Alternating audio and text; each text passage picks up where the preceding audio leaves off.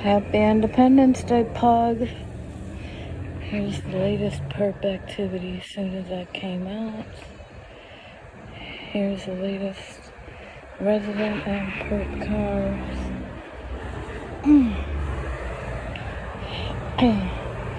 I saw people down at that end too, and in the middle.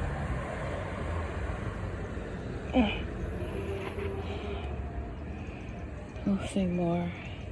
There is cloud cover, but the sun is still kind of peeking out a little bit every now and then. And they said it's supposed to rain. Well, not rain, but sprinkles a little bit. And maybe see over on this side of the sky yesterday. It looked like it was going to storm. I don't think it's stormy weather, but we might sprinkle, we might get some rain, and if it's heavy enough, we might see a rainbow again today. Over here somewhere. We'll see. One thing I can say is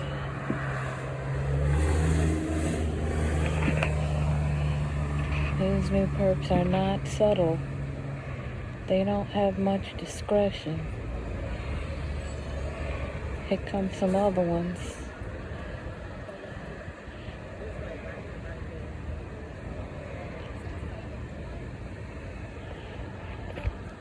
That's a couple of kids.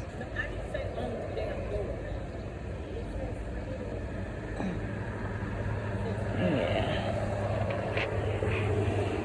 Happy Independence Day.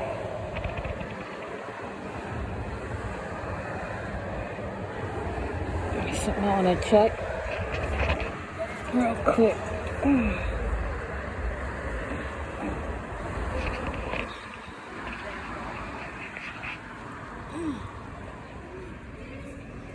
Okay. Just wanted to check. Okay, well, I don't see it there, but it's kind of hard to tell right here. But if you look on the right, that's where number 7 parks.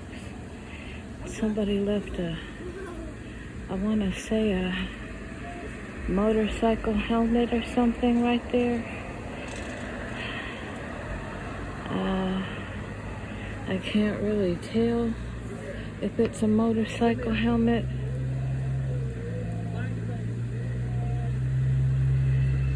It looked like a motorcycle helmet.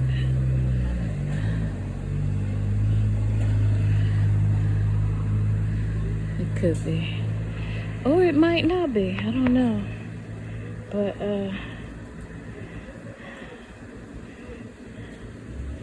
that person here is being relocated. And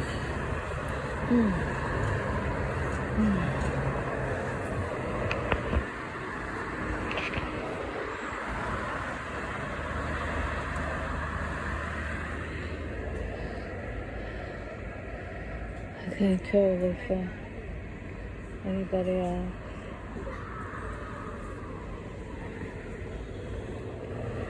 I can't really tell.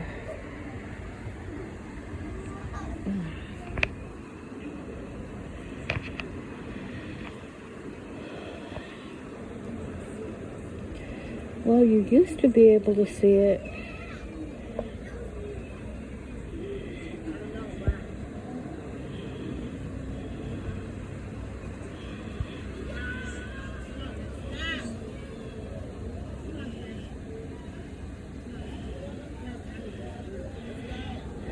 I'm glad that it cooled off a little bit.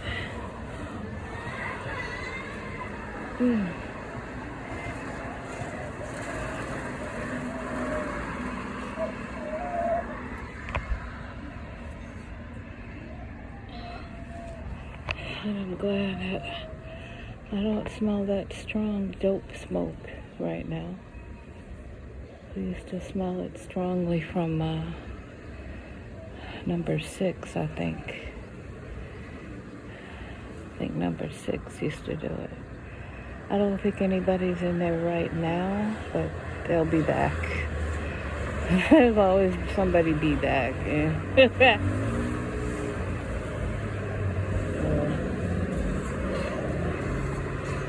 But yeah, happy Independence Day 2024. Oh, you see the Perp fam. It's a couple with their kids. 2 women, married couple with their kids. The latest perps, I guess the conditions of the rental, that building is all rentals. I guess the condition there is they have to perp other people, because whatever. I don't need to know the details, don't want to know. Oh no, here they come again. Yeah, here they come again. Yeah, they're happy-go-lucky. Here's one of their kids. Yeah.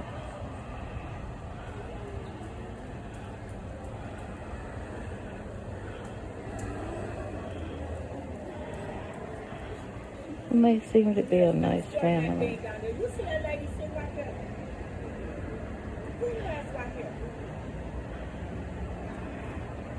Yeah, they're thinking about, that wasn't a surprise.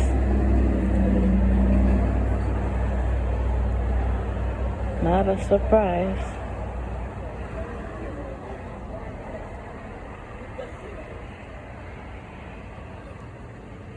At times you can see in that mirror there. Can you see that? At times you can see over in that mirror there.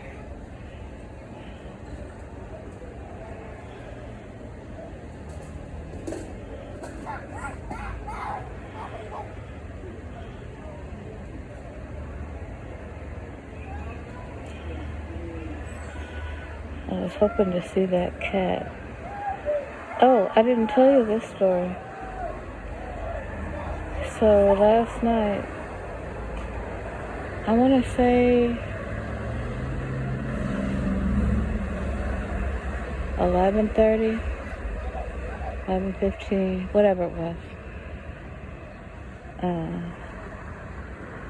I was up from some fitful, fretful kind of sleep. And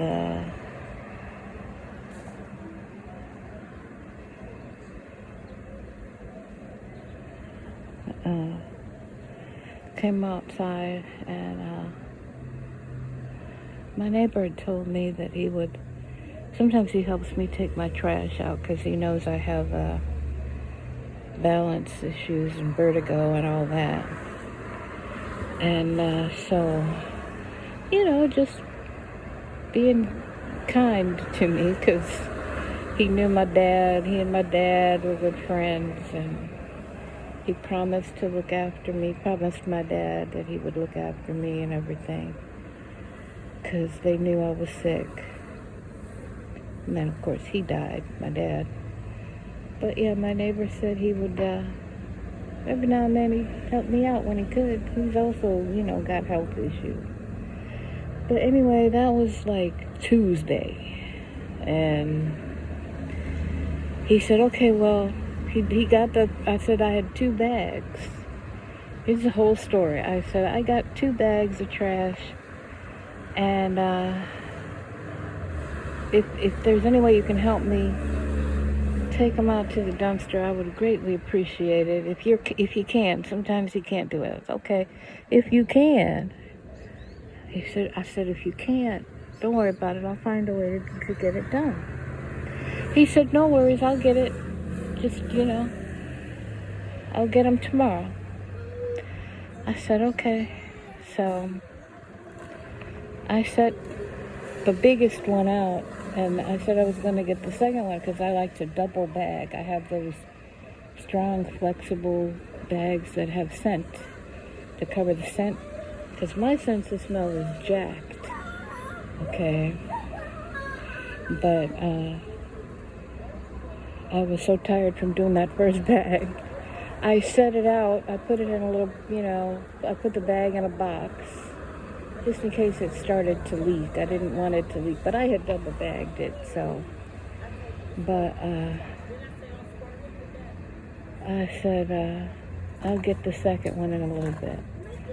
Well, I came back inside and I went to sleep. I was tired. I was exhausted by now. Because that takes a lot out of me to do, especially if it's a heavy bag. And it was a heavy bag. I said, okay, I'm going to get the second bag. But,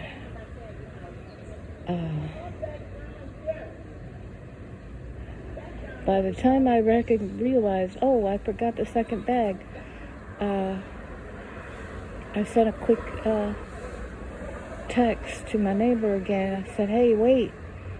I forgot to put the second bag. I said I was going to put out 2 bags. I forgot the second bag. And I went and got the second bag together. I had to double bag that one. That one was heavy too. And I bagged it up and I put it in the little box. Or no, I was going to put it on top of the one that was in the little box, the first one. I go outside with it, and lo and behold, I bring it outside. I'm going to put it on top of the other bag that's in that little box, and they're both gone, along with a third box. I said, oh man, I'm too late. I said, okay, well, I'm going to take this one out anyway. It's already bagged up. And I was going to bag it up. So I got it in a little box and put it out there. I said, okay, I'm going to send another message saying, I'm sorry I was late. And he said, I didn't say anything to him yet. I was going to text him. But he had responded to my first one. And he said, no worries, I'll take it tomorrow. I'll pick it up tomorrow and get it. I'm thinking, okay. If you're going to get it tomorrow, then okay. I said, if you can't do it, no, I didn't say anything else. I said, okay, thank you. And tomorrow came and went. I'm like, the next day, this was yesterday. That was, tomorrow was yesterday. You know what I'm saying? So this is Thursday, July 4th. When all this transpired, it was Tuesday, July 2nd. I'm like, okay, but July 3rd came. I had 2 Bible studies that I had to go to. One was at 2 in the afternoon. The second was at 10:30. This is online because the home church is in Los Angeles. It's 3 hours prior to my time. I'm in Michigan. So I'm thinking, okay, well, maybe he got it or whatever. I came out later. No, it was still there. I'm like, oh, wow, okay. Well, no worries. Tomorrow is the holiday. Nobody's going to be doing that. Nobody's going to be helping me with that. Not even this neighbor who promised to help me with it. Because tomorrow came and went. Tomorrow was Wednesday, July 3rd. So that night I went ahead. I got up, like I said, I had a fitful, fretful kind of a sleep. And a fitful, fretful sleep. I came outside, put my shoes on.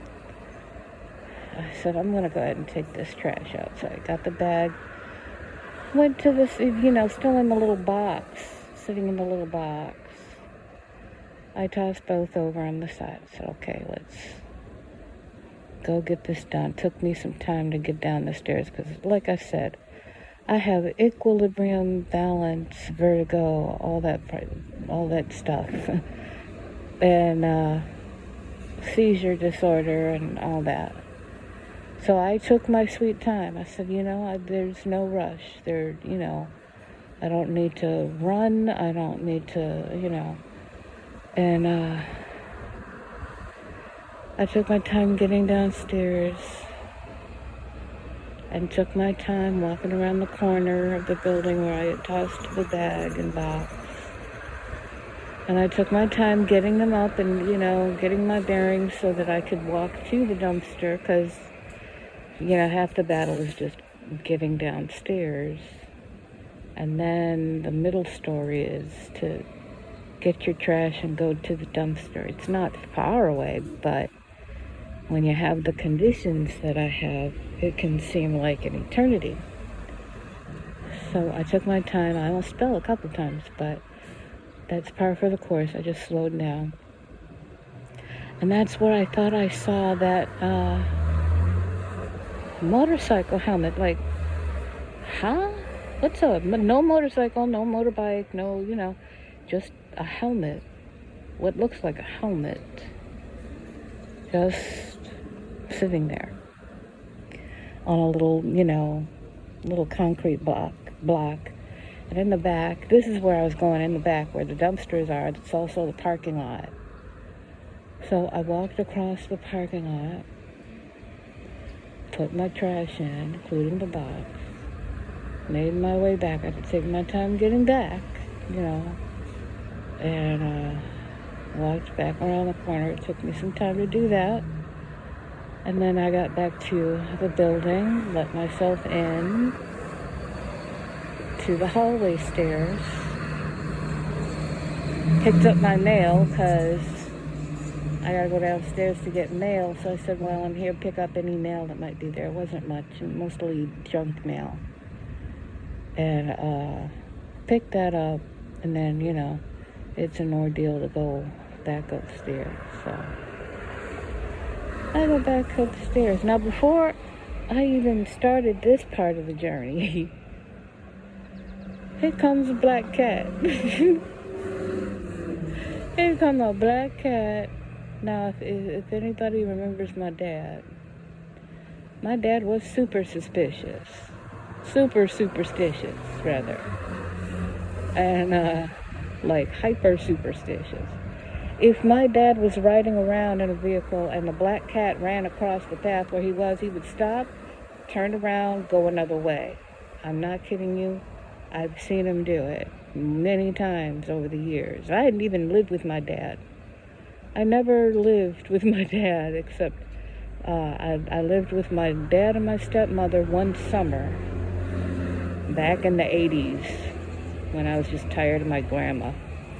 And I think that was I want to say that was the year I turned 21, but I don't remember if that was exactly the year. Anyway, I want to say this because we went to Chicago. My other grandmother, his mother, and his sisters, and one of his nieces. Because we had a girls' trip. It was like girls' trip. We went to Chicago just to shop.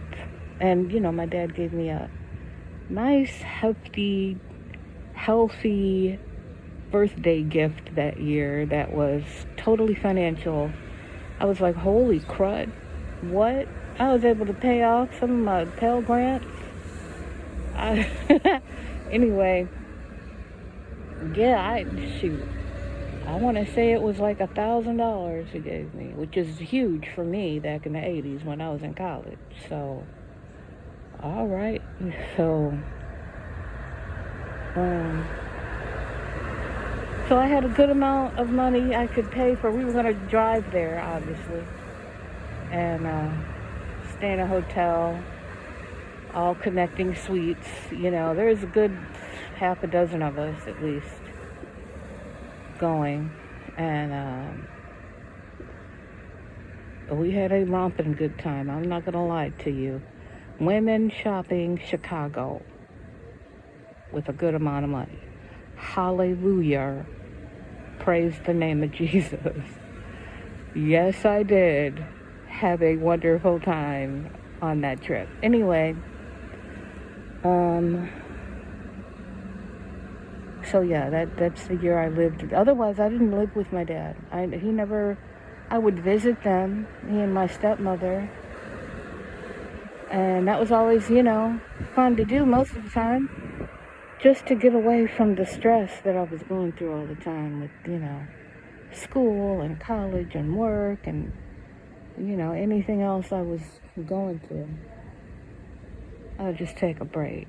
Plus, my dad was a voracious reader, and so was I. I inherited that gene from him. So I'd go through a Stephen King novel in a day. And he would always say, "Hey, kid, here's the new Stephen King. Have you read this? Have you read The Talisman? Have you read The Stand? Have you started, the Gunslinger series yet, kid?" I'm like, oh man, what? How many Stephen King novels do you have? I'm going to go through all of them this weekend, 4-day weekend. I almost made them through almost all of them. That, over the course of a few years, whenever I visited. And then, anyway, I'm getting tangential. Let me go back to the story. So there's the black cat. This black cat. As I'm making my way back to the building from the dumpster, I see this black cat. Now, like I said, my dad was super superstitious. I wasn't. So I just said some, confessions of faith, because that thought flashed across my mind. I'm like, oh no. No, that worked with my dad. That's not working with me. I'm a Christian, filled with the Holy Spirit, and I don't do superstitions anyway, and I love black cats, but I didn't want to mess with that cat. That was the neighborhood town cat, one of them, and he's been having his merry little way with a bunch of sad little cats and young cats and older kittens that are now of kitten-bearing age. It doesn't take much for cats. I think like 4, 5, 6 months they can start having kids. So, which is why you should trap, neuter, and release all stray cats. Trap, neuter, release, TNR. If I had the resources, I would start doing it myself, actually. There's a whole lot of cats in this neighborhood. Not that that's bad. They keep the mice population at bay, but it's a whole lot of them. Anyway. So I see that cat and I say something like, I'm a child of God. I cancel all superstitious stuff, all forms of witchcraft. I cancel that. I cover myself with the blood of Jesus, and I cover my path with the blood of Jesus. I'm not having that mess from any evil thing. No weapon formed against me prospers anyway. So yeah. Then I make my way upstairs. And it took me about 3 or 4 times as long to get upstairs as it did to get downstairs. When you have vertigo and equilibrium and seizures, you gotta take time, because the last time I had to go to the ICU was because I got out of balance and had a seizure, and then nobody could reach me on the phone, and they panicked. And that's when they said they did a wellness check and had to find me passed out. Had to take me over. They thought it was worse than what it actually was. But I have to be careful. I got to be mindful. And so, if I'm starting to feel even a little bit woozy, then, I gotta stop. I gotta slow down. I could be inside my apartment not doing much of anything, really. It could be just little bitty stuff I'm doing, and then I'll start to feel woozy. And God forbid that feeling comes when I'm about to get in the shower or something. I can't do that. I gotta slow that down. And so I will slow it down. And I don't care what kind of noise I get, what kind of blowback I get from perps, near or far. If I feel like I'm about to fall out, I slow down, I sit down. If I have to, I lay down. Because I don't want to have to go to the ICU again. They didn't know what was wrong with me. They did all kinds of EEG, EKG, MRI, CT scan, blood tests, urine tests, checked my blood sugar, checked my everything. Just, everything. They took x-rays, and, and unfortunately I forgot to mention before when I talked about this, or I might have mentioned it, I just don't remember if I did. I broke my teeth. It sounds funny now, but it wasn't really funny because, I didn't know what was going on. But I broke my toe. And we didn't really know, because we were concerned that, there might have been a stroke or a heart attack, or they didn't know. So that's why they did and then they thought I had diabetes, and then they thought and they had to do all the tests, the big tests. And, check for this, check for that. And they said, well, is there anything going on with you right now? Since you're in the hospital, let's check everything out. I said, well, I had been there probably about a week. And I was supposed to go to the physical rehab department the very next day. And I said, well, do I need to do tests right now? They said, well, since you're here and you're going to go to the physical rehab department tomorrow, let's just check everything out. Tell me what's going on. So I said, well, my toe, my foot, I had been there, like I said, a week, but it hadn't been bothering me. And all of a sudden it's bothering me. There's like sharp shooting pains from my foot. And I mentioned it. I said, I don't seem to have a problem that I can tell, except every now and then I get this sharp shooting pain. They were like, okay, well, let's take you from the ICU to the x-ray department. Let's just, just check it out. Since we're here, it's covered. Let's go ahead and check you out. I said, okay. I went to x-ray. It wasn't a great big deal. And, actually, no. I wasn't in the ICU. I was already in the physical rehab department by then. But I mentioned it like the day after I moved to the physical rehab department. And they said, okay, let's check it out. They came and got me right in the middle of a session with my physical rehab therapist, okay? Lo and behold, they take x-rays. They were like, well, it's good that you mentioned what was going on with you. They said, you broke your toe. I'm like, huh? And they showed me where it was. Said, yeah, your toe was broken. And it was a clean break. I said, get out of here. I didn't feel anything.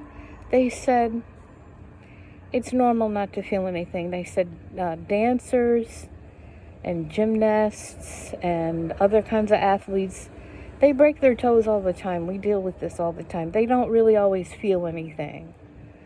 And it looks like, since it's been this way for at least a little while here, a couple of weeks, looks like your toe is healing very well. We're not even going to do anything. We'll just, stabilize it. We'll give you a boot or something. Now this is winter that I'm in the ICU and going through physical rehab.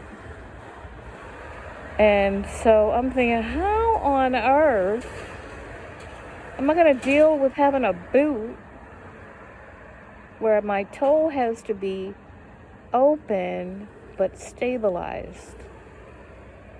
I don't have any boots for winter boots. It was snowing. There was snow and ice on the ground. They said, don't worry about that. They said, we're going to give you those thick traction socks. And you just double up on those, and then you put on your boots. We can stabilize that toe because it's healing. We just want to keep it stable and still. It's okay. They said about a month after you get out of here, when you're completely done with your physical rehab, you come a month or so, a couple of months, I think they said, come back and see a podiatrist. I was like, okay, well, all right. And they said, you're going to wear that boot. Wear it about 2 months. Come back and we'll check on you again, do another x-ray and see if you're all right. But usually they heal. Your toe's almost healed now. I cracked up. It was hilarious. If it had been painful, obviously I wouldn't be laughing about it. But that's how it was. It was hilarious. So because of all this, I have to be careful. I could be feeling great 1 minute. Oh, I forgot to add fibromyalgia and chronic fatigue. I have that combination. Like, oh, great. Yeah, well, see, but I knew about that one beforehand. And I got to get back on the medicine protocol. And it's the kind of protocol where you can't really do it through a prescription. The prescription medicines, they don't really treat the fibro. They treat symptoms of the fibro, and only a handful of symptoms. And they don't really treat the fibro. They don't know about the treatment protocol. So I got in touch with this all happened, I got that revelation when I was in LA.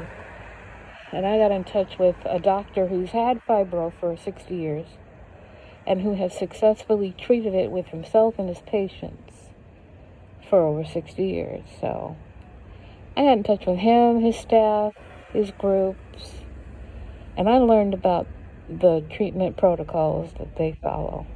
And I'll be doggone, it takes so long. Let me tell you about it, okay? If anybody here has fibro, or knows somebody who has fibro, or if you have chronic fatigue, or know somebody that has it, because this doctor believes they're the exact same disease, okay? Get a book by Dr. R. Paul Saint-Amand. Saint-Amand is his full last name. Dr. Saint-Amand, A-M-A-N-D. Dr. Saint-Amand. It's called What Your Doctor May Not Tell You About Fibromyalgia. It's written by him and his medical assistant, office manager, nurse, Claudia Marek. Get the latest edition if you can. I think they're working on a 4th edition. I know there's a 3rd edition. By the time I found out about it, there was a 2nd edition out. I got that book. You can get stuff for free on the website, fibromyalgiatreatmentcenter.com.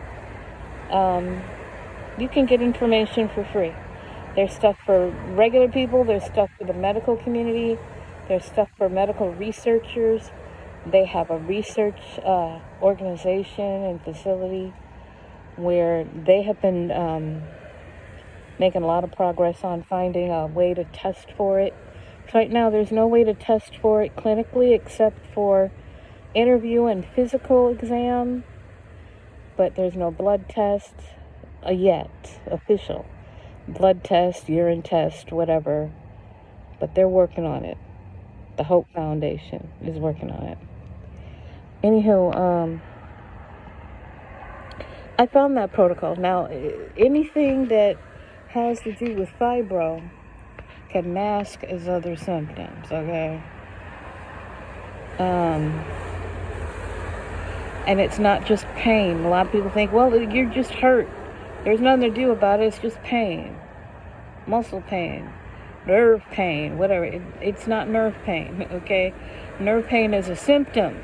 It's not caused by electrical signals being sent. That's a symptom. It's not caused by joint pain. That's a symptom.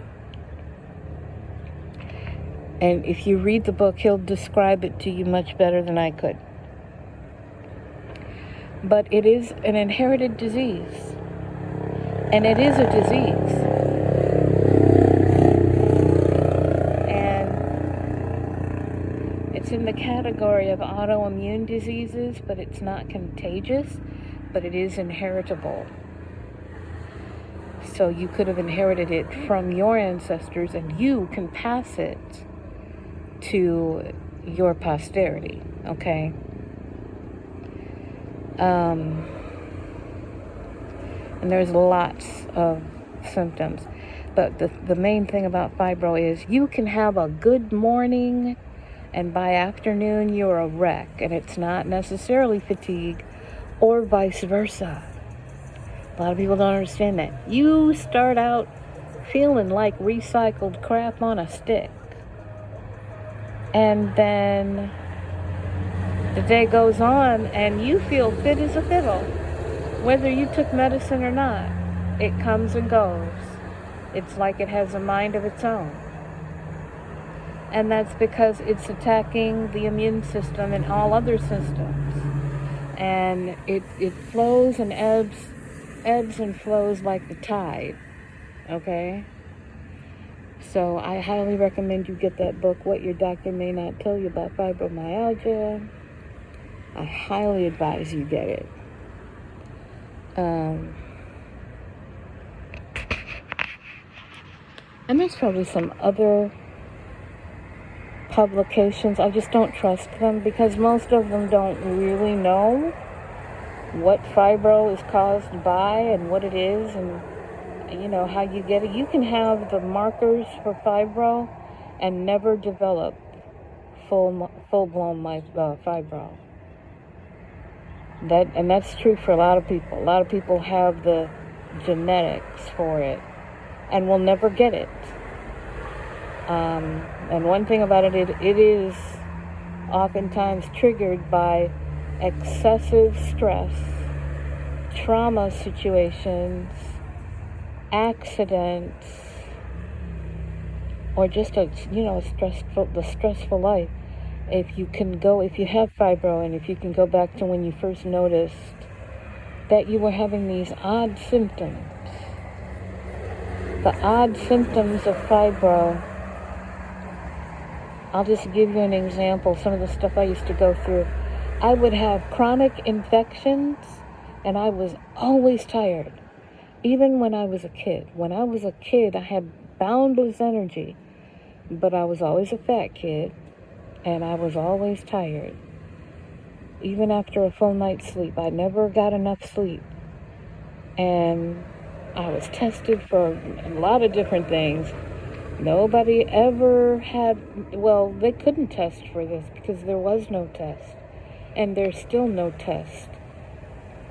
Some doctors, I'm going to tell you, some doctors don't even believe that fibromyalgia is a real deal.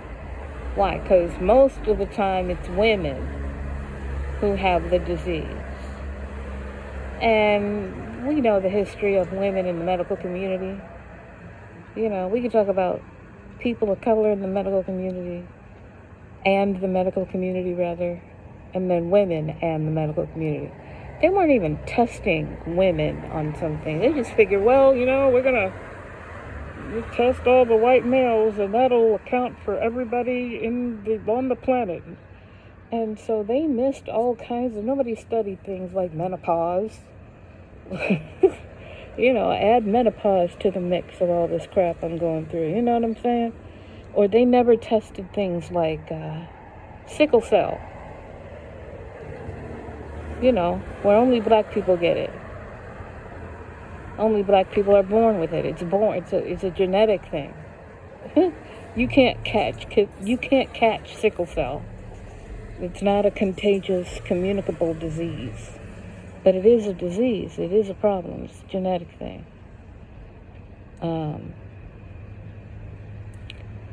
Or here's something interesting. Pityriasis rosea, a skin disease that I had when I was in high school. A transition from from middle school to high school. That year, as soon as I got to high school, it was just a whole new level of crap I had to go through. And along with the other stressors I had. So pityriasis developed. And again, that is not a contagious disease. It looks horrible on your skin. It looks horrible. And it itches like the devil. I couldn't sleep at night because I itched. You get these scaly patches all over your freaking body. I mean, the soles of my feet. You know what I mean? It went everywhere except my face. Pityriasis rosea is pretty much exclusive to black women. And the only reason I know that is because I had to go to emergency one night. And I'm sorry, this was before I went to emergency. I talked to I still didn't have, I'm in high school by this time. I still wasn't allowed to go to see a regular doctor. I had to see a pediatrician still. That's my mom's wonkiness. My grandma, when I call mom. Anyway, she had me to go see, and the pediatrician was a wonderful lady. Her name was Dr. Natalia Tanner. She was an amazing black woman. Anyway, I went to see her, and she said, I'm gonna send you to a dermatologist, but I know what this disease is. And she was right. When I went to the dermatologist, they would specialize. It was a black man dermatologist, and he said, oh yeah, this is pityriasis rosea. Pityriasis, I don't know, whatever. And they said, yeah, you've got a pretty severe case of it. Well, apparently it got so severe that it got underneath the top layer of my skin, and it blocked the flow of oxygen, and my skin turned purple patches, which I still, this is back when I was 13, 14 years old, and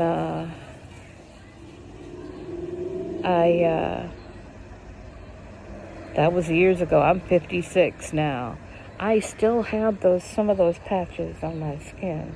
I'm looking now. There's still, it's cleared quite a bit, but I still have purple patches. It's supposed to be cleared up by now, but my case was so severe that, they said, you got a textbook case. Well, it blocked the flow of oxygen, and I started freezing one night, in the middle of the night.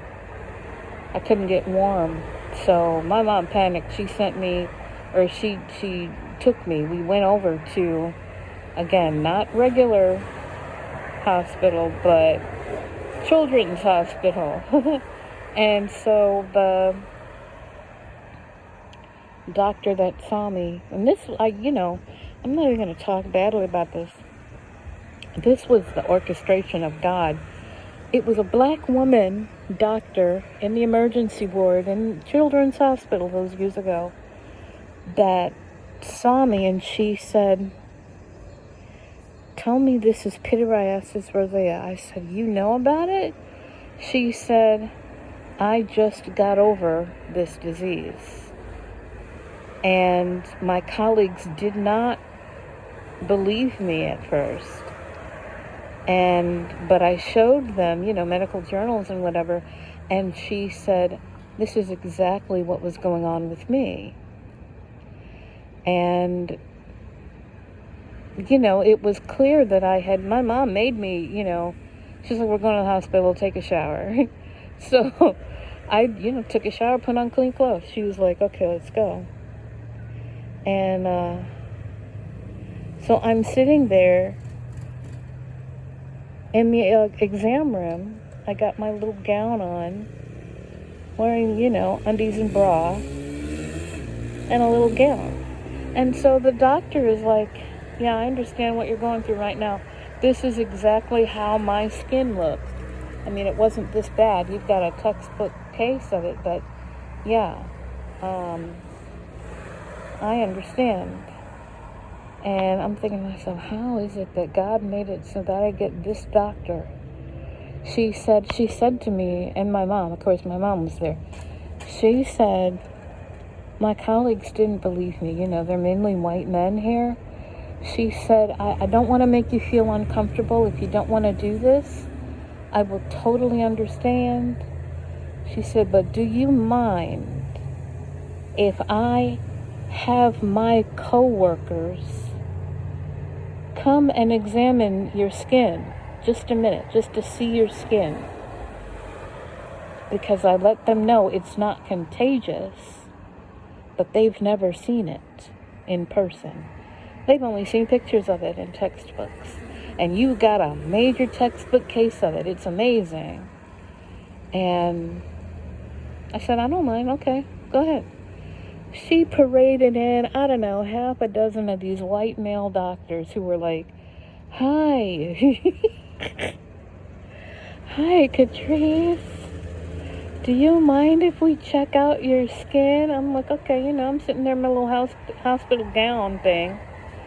And they, they're like, "Wow. Ooh." It's like they're watching the fireworks. "Wow." They were like, "Do you mind if we just kind of check out your leg here?" So they picked up one of my legs and everything, and they've all got on gloves and masks and stuff because, they're spooky pookies. And they don't know this disease, But, this other doctor, this lady, she's just kind of, they're going to act like they're at the circus or something, if you don't mind that. But I really want them to see your skin. And I said, "That's okay. I've been going through it with strangers. I can deal with it with a doctor too." And, they picked up one of my arms, and they're, with their gloved hands, they're just kind of feeling the scales on my arm and then my leg. And I check out your leg here. Is it okay? And it was hilarious, but it was kind of creepy at the same time. I'm just a 14-year-old kid or whatever at that point. But they didn't know anything about this disease. And then they didn't, because they don't study black people, and they don't study women, and they don't study black women, especially back then, back then, they were like, "What?" And, the one doctor who also had it, she said, "I just got over this. I had to spend all kind of time away from work because we didn't know what it was at first. I studied it. I found out what it was. I saw my own doctor. They confirmed what it is, da-da-da-da-da. But it's not contagious, but it looks horrible. It looks horrible." And she said, "I'm so glad that I got you as a patient today.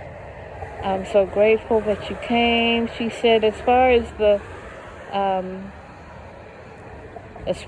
your temperature, she said, "I could give you something for it, but that's not going to really get rid of it. She said the only way to get rid of pityriasis rosea is to let it run its course. She said, nobody knows how we get it. Nobody knows how we get rid of it, but it always leaves. And she said, because you have a textbook case, it's probably going to take a long time, and it's going to leave scars probably. And it's going to take a long time for your skin to heal. She said there's no germs, there's no fungus, there's no virus, there's nothing wrong with you except pityriasis rosea. And she said one odd thing about this skin disease, only black women get the disease. Only black women get the disease. If a white woman gets the disease, she probably has black ancestry in her family. And do you know, years later, I was working at Ticketmaster, Michigan, right? In the office, in the administration. I had a coworker, her name was Leslie something. And one time I was talking to her about, odd little medical stuff. We would have crazy little conversations about stuff. I was telling her about odd little medical stuff. I was like, yeah, I had this crazy disease. Only black women get it. And da-da-da-da-da. She was like, really? What is it? And I told her what it was like. I said, it was horrible. I couldn't sleep for a year. It was awful. I had to take medication just for the itch. I mean, they had to prescribe an anti-itch medicine, and it didn't do a doggone thing for me. It didn't do anything for me. And, I had to take baths and oatmeal baths, and it still didn't help. And, it was awful. I had to go through the biggest symptoms for over a year. And I'm describing it to her, and she was like, wait a minute. Now, she's a white woman now, blonde. She was like, but wait. I've had these problems on my upper thigh, right? And I said, okay, on your upper thigh. She said, yeah, right on the side. And she was wearing shorts, so she could easily show. She was like, well, okay. Yeah, right here. See, I said, those are just they look like mosquito bites. They don't look like no. She said they've been there. They started right there, and now they're spreading. And she said they itch.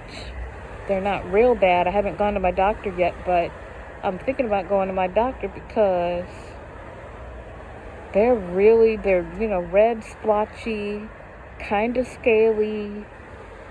Da-da-da. She said, my boyfriend is very concerned that he's going to catch some. And I said, well, I doubt this is pityriasis because only black women get it. She said, but wait a minute. I said, what? She said, I have black people in my ancestry. I said, get the frick out of here. She said, my last name is Pinchback. I'll never forget that. That was her last name. She got married to a guy, and her name changed, but her maiden name was Pinchback.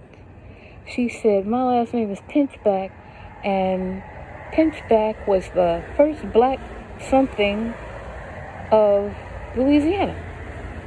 I'm like, get the frick. She said he was related to a Harlem Renaissance writer. I said, wait a minute. What writer? And how she said Jean Toomer. I said, get the frick out. I've studied Jean Toomer when I was in college. She said, I am related to Jean Toomer and the first black something, governor, whatever. He was mixed, but he was black, of Louisiana. I said, get out of here. She said, yes, ma'am. I said, well, you better go to your doctor then, because that could... If you have that in your ancestry, then you could have pityriasis, Rosea. And so she went to her doctor. She said by the time she got the appointment for her doctor, the disease was fading. She wasn't getting those. I said I had a textbook case of Ebola. Hers wasn't that bad. I said, well, thank God, because I was miserable for a year, my first year of high school. But that was a revelation that she, I said, well, there's probably a lot of so-called white people that have black ancestors, and they need to get tested for black people diseases and conditions that, some of them might need to test for sickle cell. Some of them might need to test for, and if they get these, because that's how it started with me. It started with scaly patches on my upper thigh, the outer part of my upper thigh. And that's exactly where it started with her. I said, right on the side, the outer side. And she said, yeah, I need to check it. I said, unfortunately, there's no treatment except to deal with, the skin itself and the itch.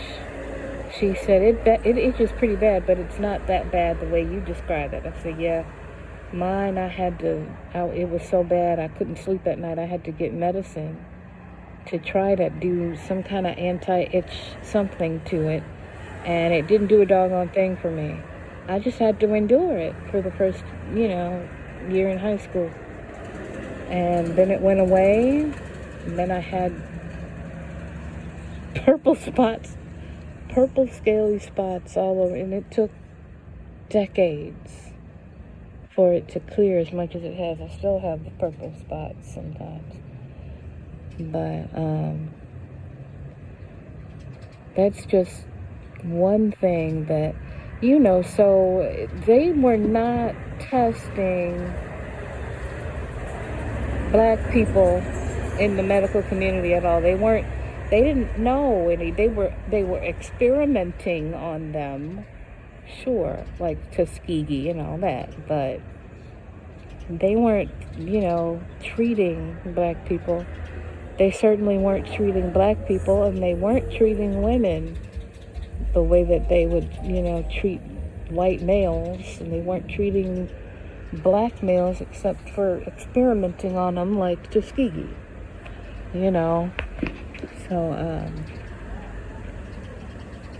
yeah. And so all these things have been mulling around in my head since I got this disability claim going, which I'm not going to lie to you. I really didn't want to do this. I don't want to, I just don't want to do it. I don't like the idea of being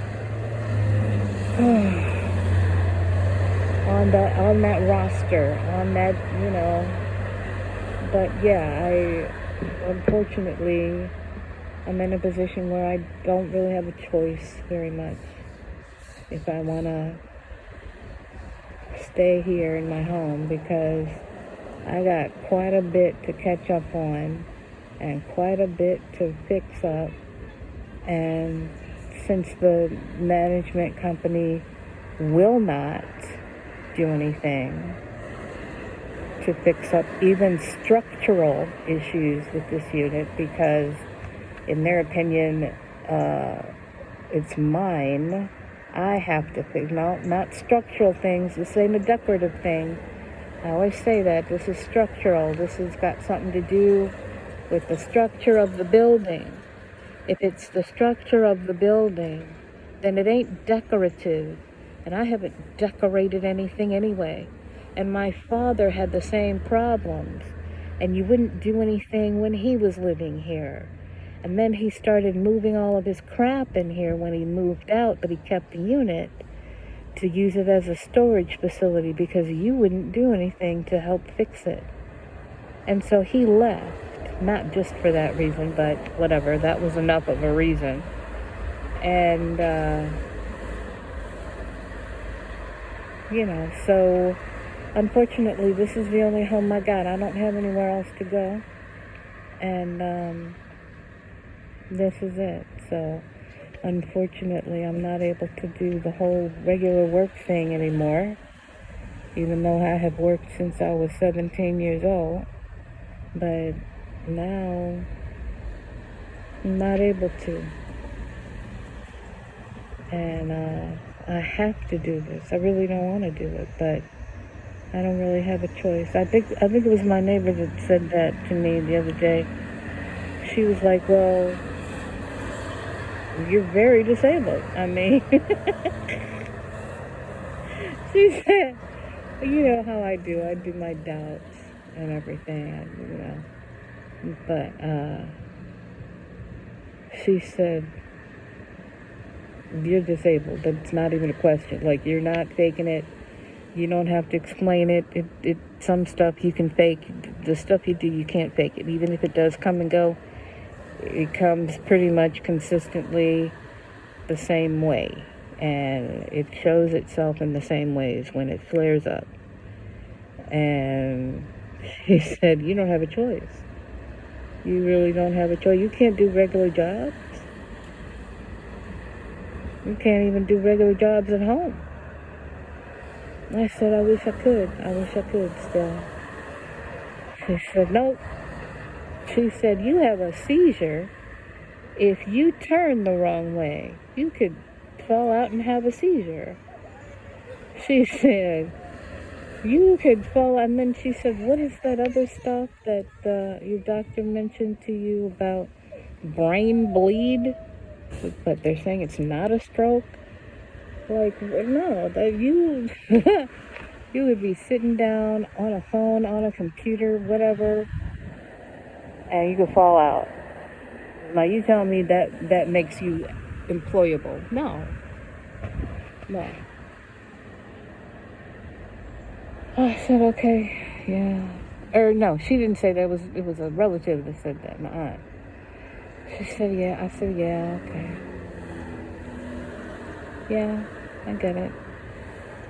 So, if this goes through the way I want it to, I'll have enough to catch up on my bill here and catch up on my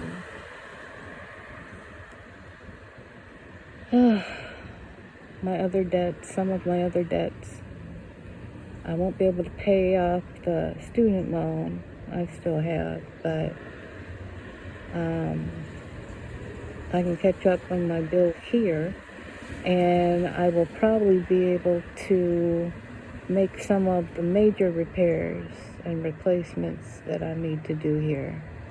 Then I can live more comfortably, and if I get the right amount every month, I can stay on top of that and maybe hire somebody to help me keep it clean and everything, since my health has just deteriorated so much that I can't even do that very well.